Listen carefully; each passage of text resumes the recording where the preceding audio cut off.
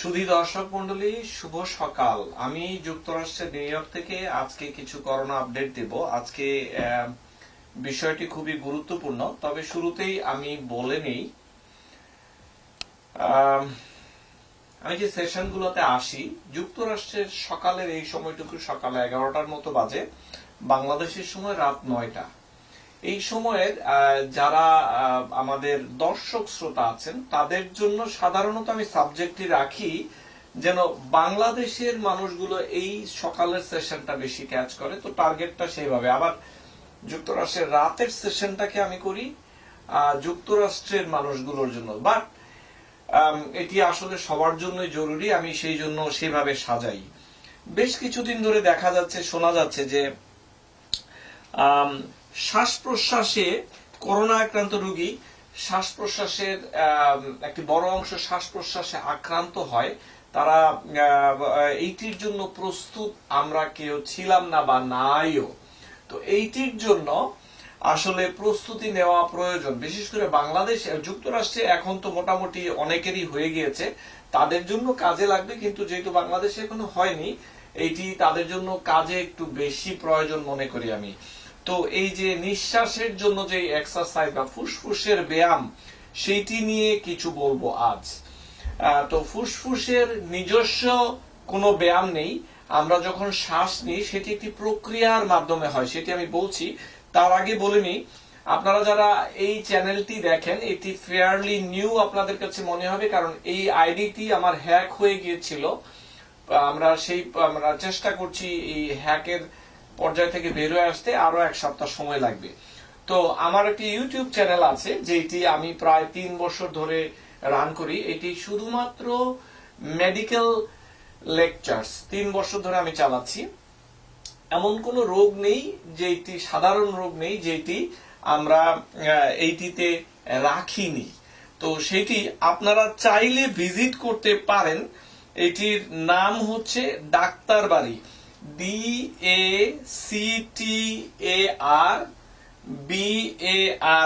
Doctor বাড়ি। এটি আমি মন দিয়ে গত 3টি বছর এটির ভেতর আমি প্রাণ খুলে দিয়েছি যেন এইটি থেকে সাধারণ মানুষ উপকৃত হয়। প্রথমে জেনে নিই স্বাভাবিক ফুসফুস কিভাবে কাজ করে, তারপর সেটিতে যাব। একটু লম্বা হতে পারে। এইটি হচ্ছে মানব শরীর, এইটি হলো ফুসফুস। 2টি ফুসফুস থাকে, যদি কাটা হয় এটি দেখতে এমন। শ্বাস যাওয়ার পরে শ্বাসনালী দিয়ে এই যে ট্রাকিয়া 2 পাশে এইভাবে ভাগ হয়ে যায়, ফুসফুসের ভেতর এইভাবে ছড়ায়। এই যে এইটি হলো ফুসফুসের ট্রাকিয়া, সবুজটি। তো বাতাস, একদম ফ্রেশ বাতাস এখানে আসে, তারপর এই যে লাল অংশটুকু, সেখানে ছোট ছোট মিলিয়নস অফ অ্যালভিওলাই থাকে, সেখানে এটি বাতাসের আদান প্রদান ঘটে। তো যা বলছিলাম, এটি কাটলে এমন দেখা যায়। তো এইটি নিজস্ব কোনো ক্ষমতা নেই যে এটি শ্বাস নিলে শ্বাস বাড়বে। এইটির জন্য কিছু সাহায্যের প্রয়োজন হয়, যেমন এটি ডায়াফ্রাম নামে একটি ফ্যাসার মতো আছে যেটি পেটের সাথে বুকের আলাদা করে। এটি একটি ফ্যাসার মতো, এটি খুবই স্ট্রং একটি মাসেল গ্রুপ। যখন আমরা শ্বাস নিচ্ছি বাতাসের ঠেলায় কিন্তু ফুসফুস বড় হয় না, বড় হয় বিভিন্ন মাসেল। এর মধ্যে এই ডায়াফ্রামটি টেনে এটিকে নিচে আসে, বাতাসটি ইজিলি আসে। তারপর ইন্টারকস্টাল মাসেলস, অর্থাৎ পাঁজরের যে মাসেলগুলো আছে, এই যে এইগুলো এটাকে টেনে লম্বা করে হাড্ডিটাকে, ধরুন এটি হচ্ছে হাড্ডি পাঁজরের, এইটিকে টেনে ইন্টারকস্টাল মাসেল বড় করছে, সো পাঁজরটি বড় হচ্ছে। আর নিচের থেকে যে ডায়াফ্রাম রয়েছে এইটিও এটিকে টেনে বড় করে, চারিদিকে এটি বড় হয়, 3 দিকে বড় হয়।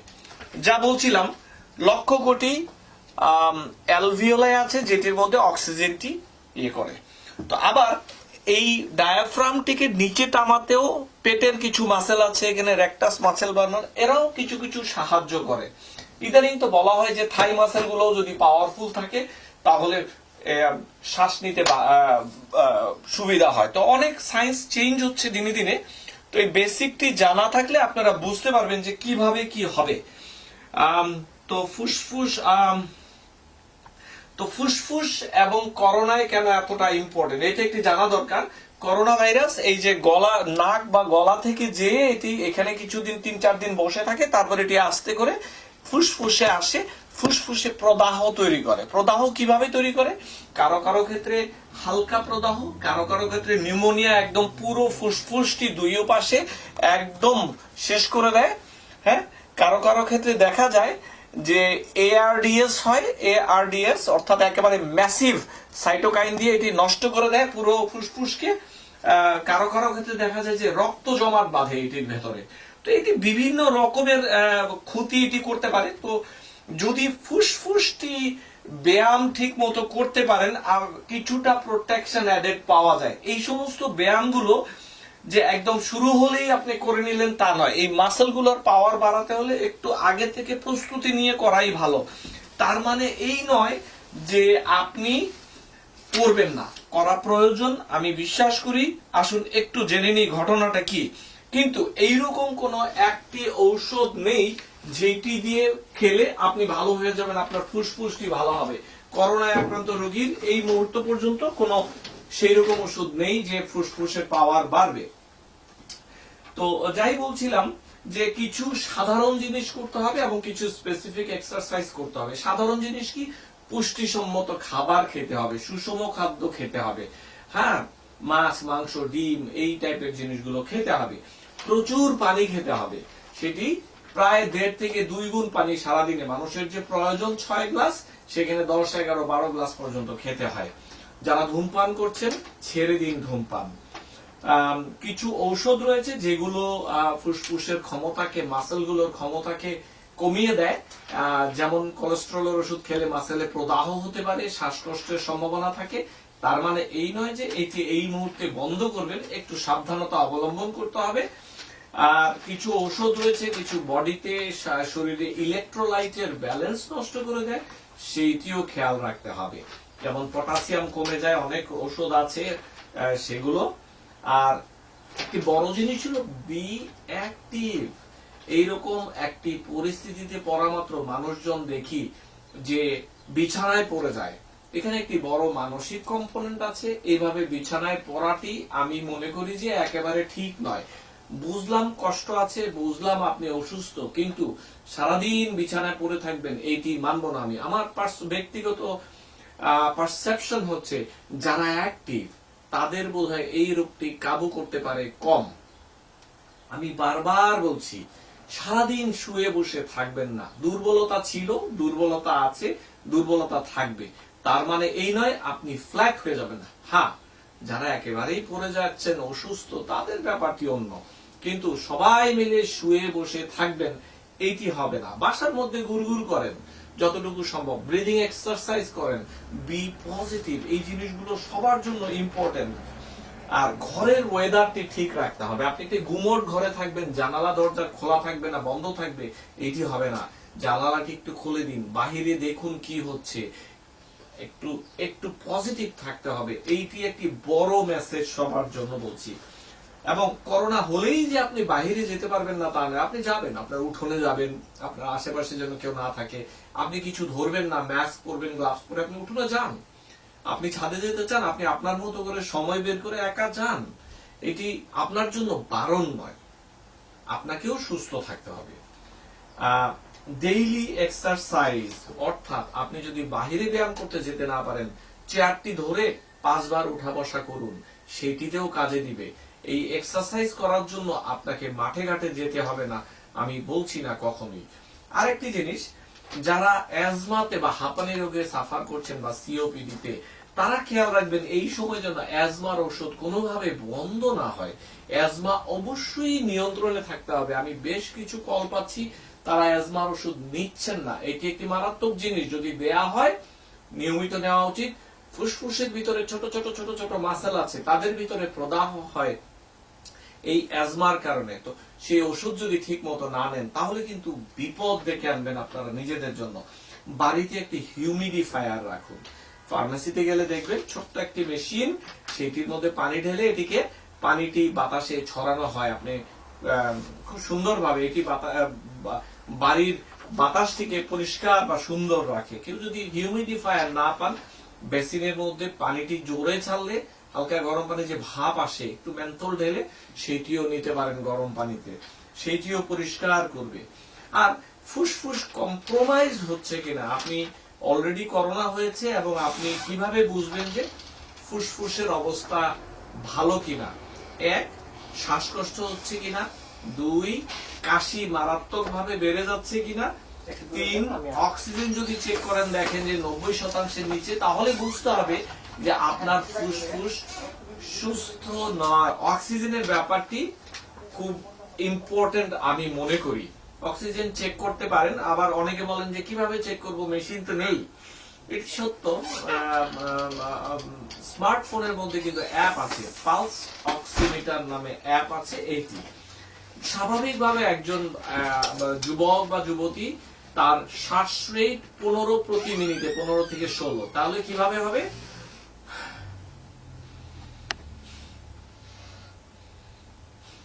এইভাবে আমরা শ্বাসগুলো দেই, তো তাদের শ্বাস রেট 15 থেকে 16। কিন্তু যখন দেখবেন যে বাড়িতে যদি কোনো রোগী থাকে, অন্য একজন মাপবেন এভাবে ঘড়ি ধরে যে কয়বার শ্বাস নিচ্ছে, এটি 25-এর উপরে চলে গেলে অর্থাৎ ব্যাপারটি খারাপের দিকে যাচ্ছে, এটি ধরে নিতে হবে।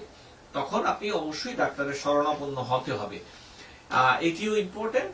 আবার আপনি হাঁটতে পারছেন না, আপনার শ্বাসকষ্ট হচ্ছে, যেই আপনি আগে 200টা স্টেপ সিঁড়ি বাইতেন, আপনি এখন 10টা স্টেপ সিঁড়ি পাচ্ছেন না, সেটিও একটি কারণ। অথবা 10টি স্টেপ নিতে পারছেন না, এগুলো একটি লক্ষণ যে আপনার ফুসফুস কম্প্রোমাইজড হয়ে যাচ্ছে। তাই বলে কি ভয় পাইতে হবে? না, এটির সাথে একটি যোগাযোগ আছে ফুসফুসের। যা বলছিলাম, কিছু এক্সারসাইজ আসুন দেখি। এই যে মাসেল গুলোর কথা বললাম, ইন্টারকস্টাল মাসেল, ডায়াফ্রাম মাসেল, পেটের মাসেল, থাই মাসেল, এগুলোর কিছু এক্সারসাইজ আমি আপনাদেরকে আজ দেখাবো, যেন আপনাদের একটু সুবিধা হয় এই পাওয়ার গুলো বাড়ানোর জন্য। তার মানে কি এই যে আমরা সারাদিন শুধু এই ব্যায়াম করব? না, কিছু মানুষ আছে, কিছু মানে দিনে সকালে 5 মিনিট, রাতে 5 মিনিট দিতে পারেন যে আপনারা এখন ফুসফুসের ব্যায়াম করবেন, সেটিতে কোনো অসুবিধা নেই। আবার যারা অসুস্থ হয়ে গিয়েছেন তারাও চেষ্টা করবেন যতটুকু পারার ততটুকু। কিন্তু বটম লাইন হচ্ছে প্রচুর পানি খেতে হবে, প্রচুর পানি খেতে হবে, ধূমপান বন্ধ করতে হবে। আমি জানি ধূমপায়ীরা হয়তো বলছেন বেটা তুমি খারাপ, কিন্তু কিছু করার নেই। আসুন কিছু কিছু কিছু ব্যায়াম নিয়ে কথা বলি। প্রথম কথা হচ্ছে ফ্ল্যাট শোয়া যাবে না, অর্থাৎ বিছানা তো এমন আপনারা চাইলেই এইভাবে ফ্ল্যাট শুইতে পারবেন না। এটিকে আমি বলি প্রপড আপ পজিশন, অর্থাৎ মাথার দিকটি একটু উঁচু হবে, এইটাই স্বাভাবিক, যতটুকু উঁচু করা যায়। হ্যাঁ, এইভাবে প্রপড আপ পজিশন। অনেক সময় আমরা বলি যদি সারাদিন খারাপ লাগে এরকম সিচুয়েশন করুন, অথবা একটা টেবিল চেয়ারে গিয়ে বসুন, প্রপড আপ পজিশনে বসলে এটা তো বেস্ট এই মুহূর্তে।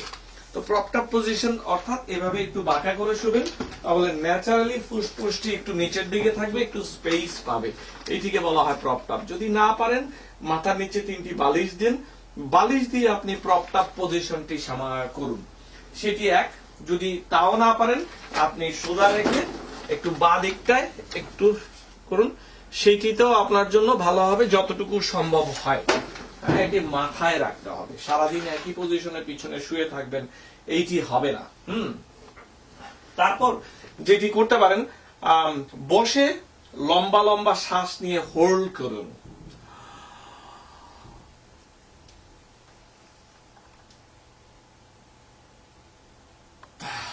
ছেড়ে দিন, প্রথম দিকে 5 সেকেন্ড, তারপরে 10 সেকেন্ড, যত বেশি তাতে ফুসফুসের ভেতরে যে লক্ষ কোটি অক্সিজেন এক্সচেঞ্জের জায়গা অ্যালভিওল ছিল, ওরা স্ট্রেচড হবে। প্রতিদিন সকালে এইভাবে 5 বার, রাতে 5 বার নিজে নিজে করা উচিত বলে মনে করি। বসে লম্বা শ্বাস নিয়ে করবেন। তারপর এইটি আপনি চাইলে দাঁড়িয়েও করতে পারেন। শ্বাসটি নিয়ে আপনি এবার পুশ ডাউন করবেন। কিভাবে?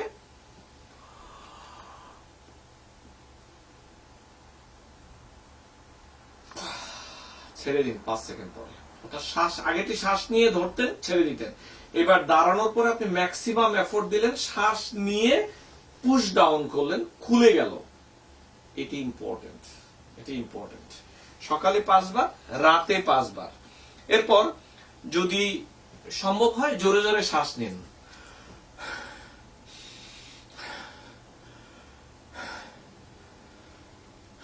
পাঁচবার। এতে কিন্তু তার মানে এই নয় যে সারাদিন এমন করবেন, তখন কিন্তু আবার মাথা ঘোরানো শুরু হবে। এই ব্যায়ামটি করলে অনেক সময় অনেকের মাথা ঘোরাতে পারে, একটু কাশি বেড়ে যেতে পারে, এটি স্বাভাবিক। এরপর আপনি প্রপ পজিশনে শুয়ে আপনি মনে করেন যে এইভাবে শুইলেন আপনি প্রপটপ পজিশন। আমি জানি আমার অনেক ভিউয়াররা হাসছেন যে বেটা কি করছে ভাই, আমার জন্য যদি আমার ক্ষেত্রে আপনাদের একটু সাহায্য হয় আমি সেটাই করলাম। এটি হলো প্রপ পজিশন, প্রপটপ। নাভি বরাবর হাতটি রাখুন। এবার জোরে শ্বাস নিয়ে পেটটিকে ফুলান।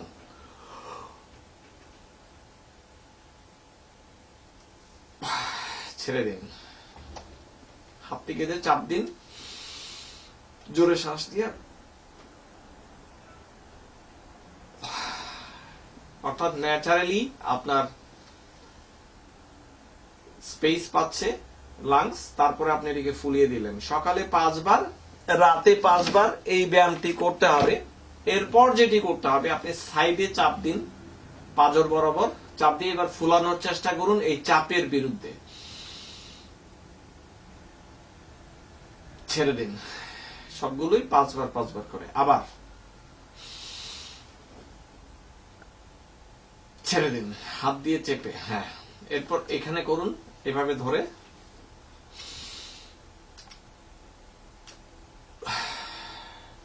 যেটি হচ্ছে মাসেল গুলোকে আপনার এক্সারসাইজ করাতে হবে। প্রতিটি সেট 5 বার করে এক একবারে করতেই হবে, এটি ইম্পর্টেন্ট। এরপর আপনি দাঁড়িয়ে যান, দাঁড়িয়ে গিয়ে একটা নোজ ব্রিথ করতে হবে। দেখুন,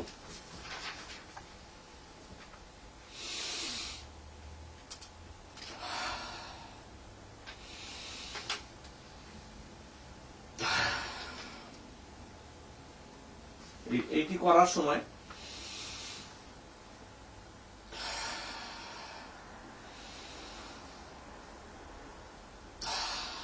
এটিও খুব ইম্পর্টেন্ট একটি ব্যায়াম, আমি বিশ্বাস করি। এরপর আমি একটি মেশিন, প্রোন পজিশনটি হচ্ছে যাদের অলরেডি হয়ে গিয়েছে তারা করতে পারেন, মাঝারি পর্যায়ে যারা রোগী আছে তাদের, এতে অক্সিজেনেশনটা একটু বাড়ে। ARDS যদি ডেভেলপ করে তখন এটি করানো হয়, এটি তখন তো সেইটি আমি বলছি। এটি হচ্ছে শুবেন, পেট নিচে দিয়ে মাথাটা এইভাবে দিয়ে, মাথাটা একটু নিচে থাকবে।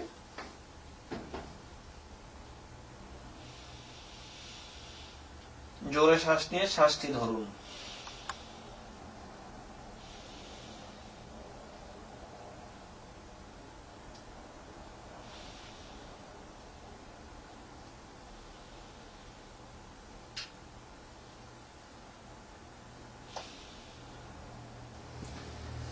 এটি হচ্ছে যাদের অলরেডি হয়ে গিয়েছে এবং বাড়িতে আছেন, তারা শ্বাসকষ্ট কিছুটা ফিল করছেন, চেষ্টা করছেন, এটি তাদের জন্য। এরপর একটি মেশিন আছে, আমি আগেও দেখেছি স্পাইরোমেট্রি।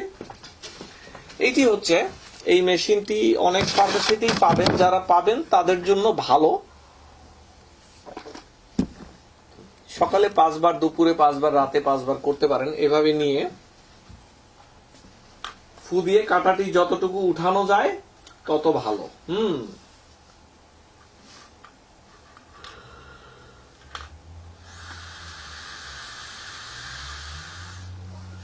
এটি ম্যাক্সিমাম, এইটিকে উঠিয়ে আপনি যতটুকু পারেন চাপ দিয়ে ধরে রাখতে হবে ফু দিয়ে, যেন আপনার ফুসফুস গুলার উপরে এটি একটি প্রভাব ফেলে, এটি প্রেসার ক্রিয়েট করে, রেজিস্ট্যান্স। দেখুন, আমরা পেশিতন্ত্রের ব্যায়াম কিভাবে করি, একটি রেজিস্ট্যান্স পাওয়ার দিয়ে তারপরে এটিকে বাড়ানো হয়। ঠিক সেম ভাবে আমরা কিন্তু কখনো এই ফুসফুস রিলেটেড যে মাসেল গুলো আছে সেগুলোকে কিন্তু কখনো এক্সারসাইজ করানো হয় না। না হয় এই মৌসুমে চেষ্টা করলাম নিজেদের ব্রিদিং পাওয়ারটাকে কিভাবে বাড়ানো যায়। এখন যারা সিওপিডি তে ভোগেন তারা দেখা যায় যে থাই মাসেলের এক্সারসাইজ করলেও কিন্তু তাদের এটার পাওয়ারটা, প্রেসারটা বাড়ে। কিভাবে করবেন? আপনি এভাবে করে হাঁটতে পারেন, 10 কদম যাবেন, 10 কদম ফিরবেন, তাতে এই মাসেলগুলোর পাওয়ারও বাড়বে, এতে অক্সিজেন সাপ্লাই বাড়বে এবং ধরে নেওয়া হয় যে এগুলোর কারণে এইগুলোর পাওয়ারটা বাড়ছে। যাই হোক, একটু বেশ লম্বা সময় মনে হয় আপনাদের সাথে কথা বলে ফেললাম আজ।